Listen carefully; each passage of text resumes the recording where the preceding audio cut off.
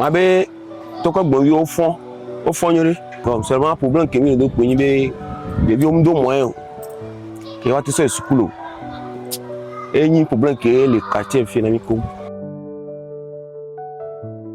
parents do le que mi décider que a devient le gbo 6 7 va moyen que me le ra no ko ajo mi le robe mi appliquer ele zukulu are e ke mi asoda lo me wala zukulu a e cha wa ngbedo ma mere mu lo ngba me mu lo e ga be nya cha ele de fonami ni sasa cha mu lo bisagbe a ofo onyene eva no na yi na ndi na kuku ola be nei mo yeleke po video ma so yi devia ti a homia ese na bebe panabi be o mama kwa de amekoto le isku me nya ma no a homia le se bebe nto emia ejila o cha mi le se bebe emi kenti mi cha mi le hom wa mi le de na devia ti a homia mi se na bebe mi aparo mi se na bebe no da no choma tendi devia cha na no se bebe.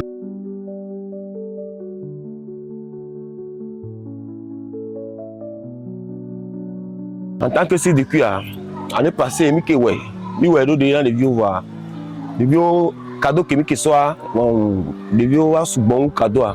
et nous ante na mi susu be je ba po adra po be late pere mi antine nyate zonle famille on dine on la pere mi antine des vieux ont été des vidéos peut-être on la trop school dit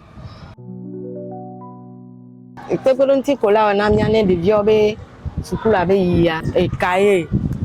apete enu ko gbese na school wa kwa mi ajine de vio e kai ku do nko mi ya so na de vio ola ko jijwe ola so yi school la wa enu ela na de vio ola o do nwede ola so ba ola passer a to gwa na mi no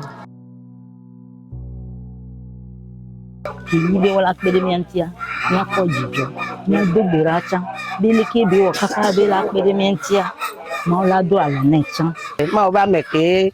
se de ko jibe apre de vio ntina mi yini jona mi jogane be nya mi ma o chene de alo